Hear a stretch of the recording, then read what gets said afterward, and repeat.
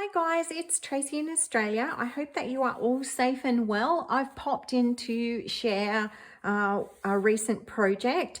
This one is an industrial steampunk inspired hardcover journal.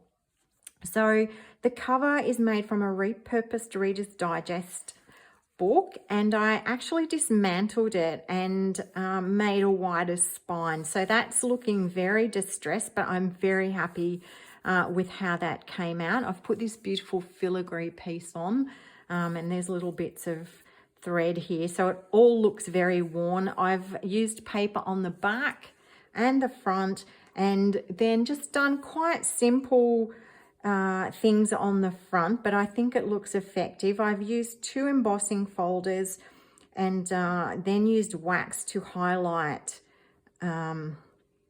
those. I have a very large clock that I've distressed with patinas, rusty patinas, and a large Tim Holtz figure.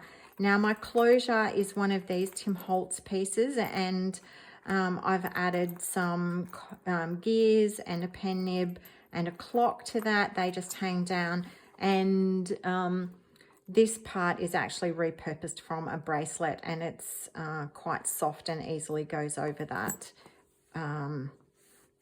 hitch post. So the journal measures 5 by 7.5. And let's have a look inside. So there's a false spine, which is made with craft text. Now, a lot of the papers are from Tim Holtz and others are from Kaisercraft, and there are lots of different bits and pieces that are from my stash in here. This page is courtesy of a tutorial by the ever wonderful Ava of Bohemian Crafting, and this is one of her, or my take on her false pocket.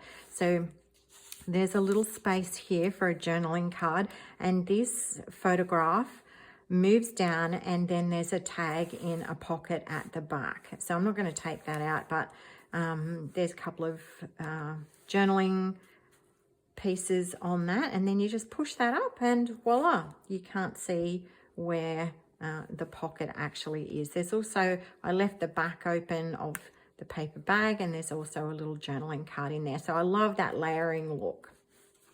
I'll leave the link to Ava's tutorial in the description box. So this is a tuck spot. There's a die cut here, and I've made a little booklet and put in some random pieces of paper to provide some journaling space. There are tea-dyed pages in here. I may add a little bit of stamping to those. You know, it's one of those ongoing projects. As I said, I'm having trouble letting go. So this is a little pocket, and there's a little card in there on a tab so that it's easy to take out. Made another little pocket here, some stamping.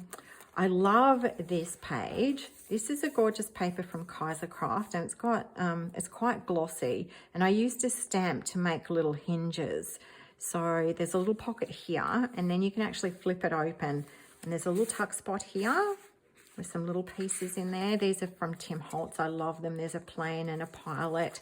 I've just put a scrappy piece of paper, and I think there's also a piece from a ticket from Victoria Designs, because I bought their ticket bundle. So just some little bits and pieces, and I have used Tim Holtz sayings in appropriate places. So this is a tag that I've made, a little bit of layering, same leftover piece from the paper that I've used on the cover, and then I've just popped in a couple of little ephemera pieces. I'm thinking Kaisercraft and Tim Holtz there. Very simple pocket here. Love this Kaisercraft paper. It's very industrial. I think it's probably the workings of a train. So I've popped in this graphic from the Graphics Fairy, and this is from Gentlemen and Scholars.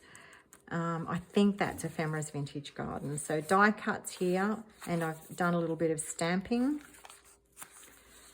this is kind of what kicked me off with these, this journal, because I made 4 cards and I used these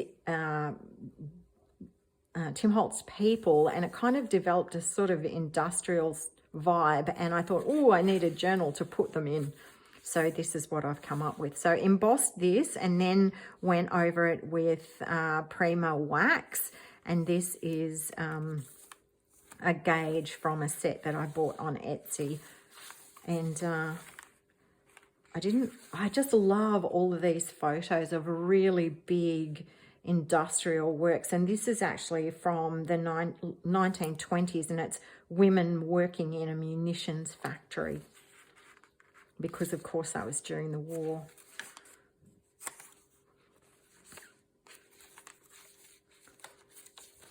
And if you've never seen it, go and watch Fritz Lang silent film Metropolis. I loved, I think, Steampunk before it even had a name, because that is one of my favourite films. And you can see it with a fantastic soundtrack. And I just absolutely loved it when I first saw it. So this is a little pocket. There's a bit of acetate behind that, and you can actually take the photo out. It's a woman waving goodbye to an ocean liner. And I've finally used a magnet to hold that closed. So there's one of the tags that I made with lots of layering that, as I said, inspired my journal. This is a photo of the Titanic, and I've actually just put in some other ocean and travel photos, and we'll just close that back up. And I love this page. This is an amazing train. I'm just going to move that down. It was called a Zephyr, and it's very, very futuristic. And yeah, the 1920s was such an amazing period of design. And then I've put a tag at the top here as well, and another gauge. So I just love how all that looks. This moves up and down, but it doesn't actually have a secret pocket. I just liked it. And this is Amelia Earhart, and I love this paper. This is from Kaisercraft, and it's you can see it's kind of got glossy bits on it. So plenty of space to write. This is a little tuck spot, die cuts. And I finally got to use one of these. This has been floating around in my stash for years, so I'm not going to undo it, but there are little bits of ephemera in there. And then this is from Tim Holtz paper, and because I left the side open, so that's a little pocket as well. That's the end of that signature. Again, the Tim Holtz papers. Now this one, this is also inspired by Ava. And so it's like a long tag that I've made, and then it ties together to hold everything in. So I'll take the bits out that there's a little pocket here, and I made a little notebook sort of thing to go in there. And then there's a pocket behind, which I've put some Tim Holtz ephemera pieces in, Tim Holtz person. This is an envelope from TaylorMade. I only just got these. Love how they look. And then I made like a little flip out booklet. So that's held together by this photo of a train. And then there's a little belly band here with the gear and a gauge, and then some paper.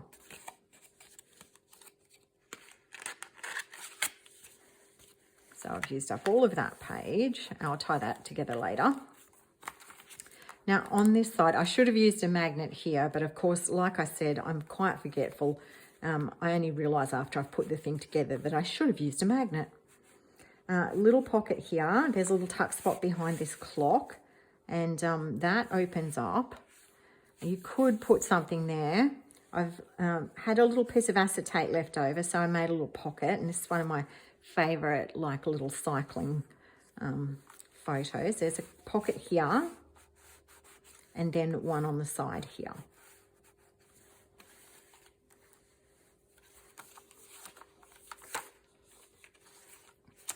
another one of my tags. I love this lady. She's so quirky, and I've put let life surprise you. So on these tags I did embossing. I used waxes and paints and inks and did lots of layering and had absolute fun making those. So there's a little bit of colour, but there is a little bit of red pink throughout. So and images of men and women. Industrial didn't just affect men. It included women as well, particularly during the war years. So this is another fabulous Kaisercraft paper, and I've got the words "Adventure awaits you." And one of my favourite little photos, now I've just forgotten the name of this man, but he was actually a photographer, and he makes the most fantastic photos. So you can write on the back of that, and then I've got a little piece of paper that says secret. So little photo holders, and I'll pop that back in when I finish. And I absolutely love this little photo too. And the words say, "Do more than exist." And you can't go past those curls, can you? So I added in some appropriate ephemera. Love this, a detachable mustache guard. And then a little scorecard for chess. And there's a side pocket here. So, of course, I put in the Eiffel Tower because that was made for a great exhibition, and it wasn't meant to be permanent. And, of course, it is. A feat of amazing construction. I love this paper. And, again, one of my tags, trust your crazy ideas. And I love how this little pocket came out. Again, a piece of embossing folder. Just adding that gauge just really lifts it. So I had a lot of fun doing this. This is another little pocket created with a photo, and then there's a little tuck spot with a little bit of paper in it. And again, that side pocket.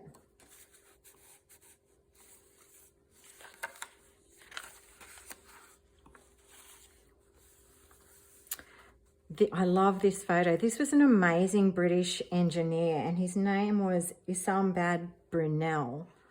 And I just love that photo of those giant chains. And he was quite an inventor, quite an amazing person. Die cut, I put some acetate behind that so that it's firm, and then Ferris wheel in Paris, and a postcard, which is a commercial piece.